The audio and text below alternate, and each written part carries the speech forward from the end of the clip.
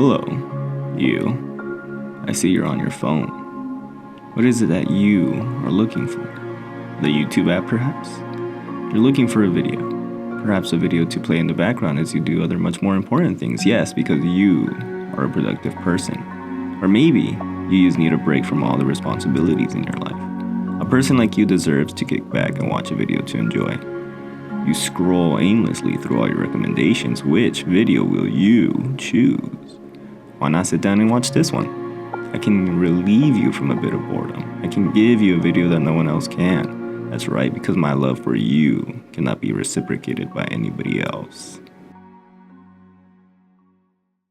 So You finally comes to a close after 5 long seasons, and the story of Joel Goldberg finally comes to an end. But was it the end that he deserved? Or rather, was it the ending that the fans deserved? Now, it's already been widely discussed that the last season of You was met with mixed reviews because the ending was not well executed. It was a little rushed and definitely felt a little lackluster. But before we get into all of that, I think it's important that we recap what actually happened in this final season. So the 5th and final season of You starts off with Joe moving back to New York with his newly found wife, Kate, where she ultimately clears Joe's name and reunites him with his son so he can live as himself once again. All seems to be going well until Kate's uncle decides she isn't fit to run the company she inherited and writes a hit piece on her actions regarding the pipeline and the resulting cause of cancer for a plethora of kids. Joe believes the only way to fix this mess is by eliminating Uncle Bob for good. Kate reluctantly agrees and ultimately unleashes a psychopath. Joe and Kate have a falling out, and it's through this that Joe gains another love interest. Of course, the form of Bronte, who we soon find out is actually named Louise and is a part of a group of Reddit detectives trying to find evidence that Joe is Beck's real killer. A couple of episodes later, where a bunch of shenanigans occur, such as a twin swap, Dr. Nikki's son dies, Joe gets plastered all over TikTok, murdering the dude, Nadia being released from prison, nothing too crazy. We come down to the final 2 episodes of You. At this point of the story, Joe is confronted by Kate, Marianne, and Nadia and is forced to face his wrongdoings until Joe finds a way to escape and fights Kate, all while Maddie decides to burn down the bookstore. Joe survives, of course, because Bronte decides to rescue him and take him down himself. I mean, sure, cool, why not? Joe still needs to be exposed for everything he has done, so that's okay, sure. Joe ends up taking her to this creepy medieval-looking house where Bronte pulls a fast one on Joe and holds him at gunpoint. This is all for naught, however, because Joe finds a way to shoot her in the abdomen and drown her at the river. But as he tries to make his great escape, he encounters Bronte, who miraculously survived her wounds and shoots Joe in his reproductive tool. The story begins to wrap up with Bronte monologuing all the happy endings that each character gets, including Kate, who miraculously survived her wounds, and Joe ends up in prison, all alone, with no one to protect nor kill. So, was the ending good? Did it live up to the hype? Was it the ending we were all expecting? Or was it just meh? Well, let's point out a couple key issues here. The first one being Bronte. So Bronte was brought in as the final love interest for Joe, and she actually plays an important role as the audience surrogate. Bronte actually plays 2 parts in this story, one being the heroine who meets Joe and falls for his charm, and the other one being the view of the audience, who actually knew all of Joe's secrets all along, but tried to justify his actions. These 2 versions of Bronte actually blend together near the end as she realizes that her love for Joe was misplaced and finally understood why every woman he's ever met fell victim to his tricks. Just like the audience in the beginning of You, people loved Joe as a character. Sure, he was a creep, sure, he was a killer, but people loved to see how far he'd go. However, as the seasons went on, especially in season 4, people's perspectives of Joe changed. He was this bloodthirsty murderer who disguised his infatuation of killing with an act of love for his crush. He started to lose himself and act out of character. The further he indulged in his actions, the more deranged he became. He stopped being Joe and started being someone he believed himself to be. And yet, you still have people who love Joe. And I don't mean they love Joe as a character, as in they appreciate what he is as a villain. I mean, they genuinely think that Joe was in the right, that he didn't do anything wrong, and that his actions were justified. But we'll get into that later. But that was basically supposed to be Bronte's whole character in a nutshell. A person we'd follow throughout the story that would show us Joe's inability to commit to one woman and his degradation into a killer. The issue here is that Bronte's character fluctuates too much. I think the twist of her being a part of the Reddit gang was okay. It definitely caught me out of the loop and showed us that she just wasn't going to be some other girl we'd have to see the same story play out with. Then she begins to have doubts about Joe being a murderer as her friend Clayton, Dr. Nikki's son by the way, began to antagonize Bronte for not following through with certain plans. Which, I mean, fair. I mean, his dad is incarcerated and rotting because of Joe. But she has doubts about exposing Joe, disappears after Clayton's death, falls in love with him after she gets saved, and then goes back to wanting to expose him after finding out Marianne is still alive. I think her character just does too many twists and loops for her to get properly fleshed out and is used as a plot device for Joe's rescue rather than the main player in the story until the very end. And personally, this is why I couldn't invest in Bronte, because she just wasn't that intriguing. Her biggest highlight, I feel, is the fact that she knew all along. Other than that, she just wasn't that interesting of a character. And having her be the one to finish Joe for good just doesn't feel right. I mean, you have all of these main players in the final season that Joe has to get through, and trying to shove in one final love interest for Joe is just doing way too much with a story that's already all over the place. I mean, at this point, you don't have too many people to choose from.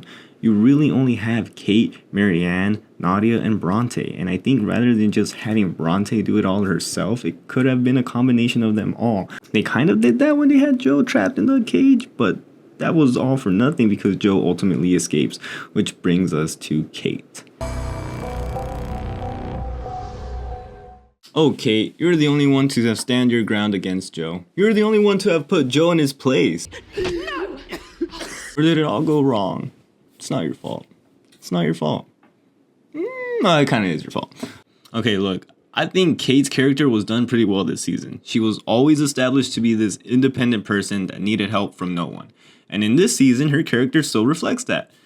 She did her best to do things on her own, and the one time she asked for help, she basically enables Joe to become a psychopathic killer. And she is the only one to have really stood up against Joe and physically challenge him. However, when she tries to take Joe down, she's conflicted with the fact that she was a part of the pipeline deal and was an accomplice to her uncle's death, which could ruin her forever. But by the end, she fully accepts her fate and does everything in her ability to make things right by releasing Nadia and taking down Joe by all means necessary, even if that meant she'd have to face the consequences of her actions. And I think this is great character development. But unfortunately, this all gets thrown out the window when she's shown to have 1. Kept Henry, 2. Not face any charges, and 3. Somehow survive all of her injuries. She took a bullet to the abdomen, a strike to the temple with a mallet, the inhalation of smoke, and finally engulfed by fire? I think it would have been way better if her character had just passed on right there, because it was her final curtain, her final send-off. Especially since she had just now realized that Henry was doing well with his other 2 fathers, and that she should have never separated them in the first place. Her character arc was complete at that point, and it would have been a great impact to her story. But her surviving that, ironically, weakens her character. And Kate's not necessarily a good person, she's not evil, but she's not innocent in this story, and she realizes that. That's why she does everything in the best of her ability to reflect her values in the company that she now owns in order to mitigate her father's values. And she's still complicit to the pipeline deal, and she was an accomplice to Uncle Bob's murder, and for that, I believe she deserves to face some type of consequence. But she ultimately doesn't. But yeah, that brings us to Henry. Henry. Honestly, you deserve to be back with the couple. I don't know why you stayed with Kate. Yeah, financially, you're way better off. But, I don't know, in terms of love and care, Henry realizing his father was the monster all along was satisfying to hear, and a great callback to what Love told Joe moments before she passed. And I think Kate's perspective of Joe's love for Henry was spot on. Joe doesn't love Henry because he's his son. He loves him because he sees him as an extension of himself. He is someone he can control. He is someone he can raise to be. He is someone that fits his perfect vision, or rather someone that can be raised to fit his perfect vision. Joe's all about possessiveness and control. He wants everything his way, and that's what he loved about having a son. It was his, not he was his son. Unfortunately, after hearing about everything and knowing everything, Henry will definitely suffer some psychological and developmental issues. But I think he'd be in a much more loving environment if he was just placed back with the couple that he was left with in season 3. Then we have Joel Goldberg himself. The creep, the killer.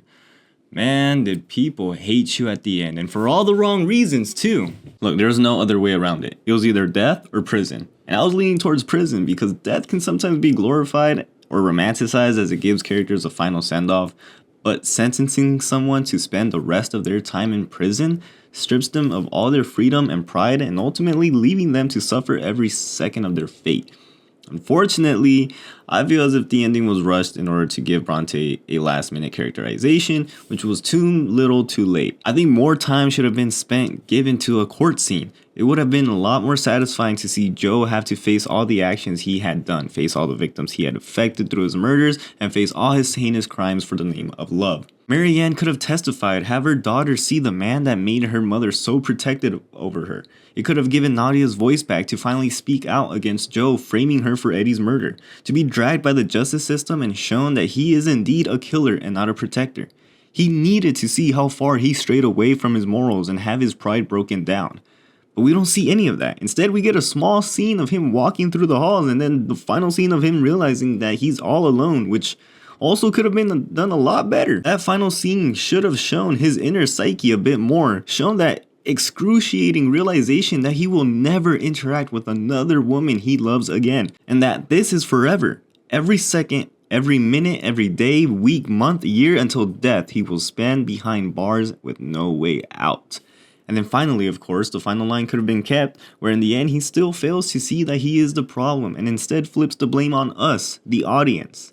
Honestly, anything other than the montage at the end would have been a lot better. Like, come on, they couldn't fit a 5-minute court scene, really? But they fit a whole unnecessary fake-out death of Bronte? Come on.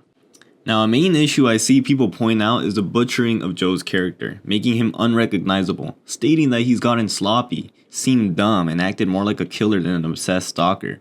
But that's kind of the whole point throughout the 5 seasons. It's to see the downfall of characters such as Joe.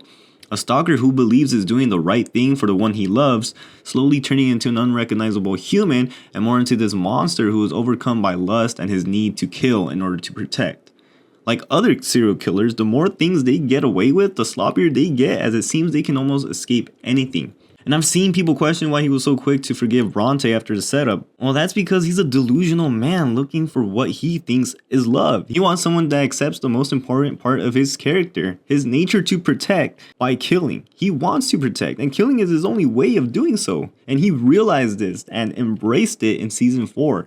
It's a part of him, and finding someone that accepts that is a crucial part in finding love. Joe's always messed up in the past. He would always make sloppy mistakes. Of course, he'd get better at it as time went on, but when it came to love, he would get blindsided and always became sloppy once again. I mean, Joe gets tricked by Beck in season 1, believing that Beck finally understood him and loved him for who he was just for him to trap him in the cage. So it's not hard to believe that he would so foolishly believe Bronte meant well even after everything she did, because he wouldn't find that with anybody else. If Kate also had a change of heart and accepted him too, he would have forgave her as well and tried to fix his marriage.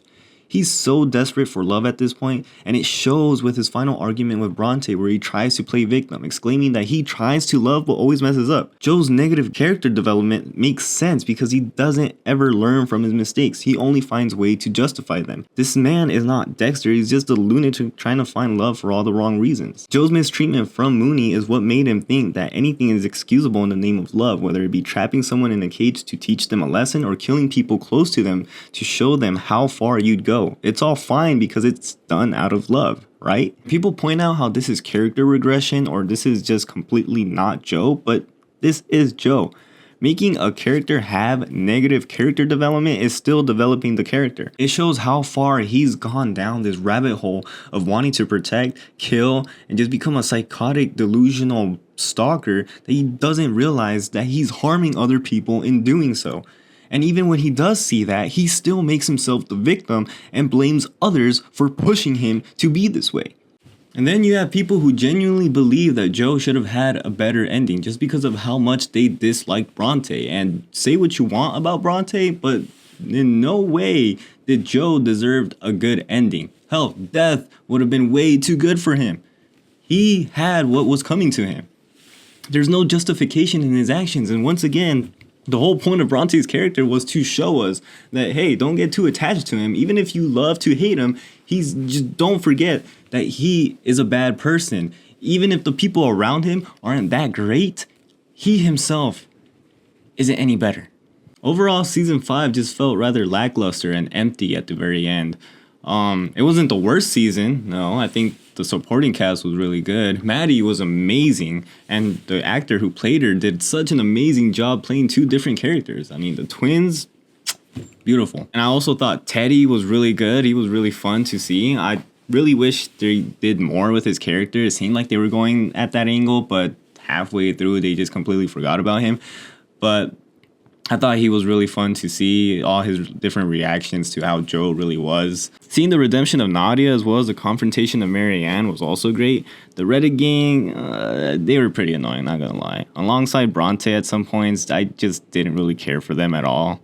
And the fact that Ellie doesn't come back is a bummer, but makes sense since I'm sure Jenna Ortega was busy doing other things at the same time this was being set, so no fault there. Also, no mention of Joe's mother was a missed opportunity. I feel as if a lot could have been done with that. Overall, I really liked the theme that this season was going for, showing us what the audience thinks of Joe in this meta type of way. It showed us those who support Joe's antics, those who oppose it, those who find entertainment through it all, and those who just don't care and live their lives. It wasn't just Joe versus one person, it was Joe versus everyone. The public, the audience, versus you. Thank you if you watched this long to the end of this video. I really do like talking about media and things I see on the internet. It took a while for me to make this video, or actually just took me a while to make a video in general. Hopefully I can make more soon. But yeah, until then, see how long it takes for me to upload the next one. Peace.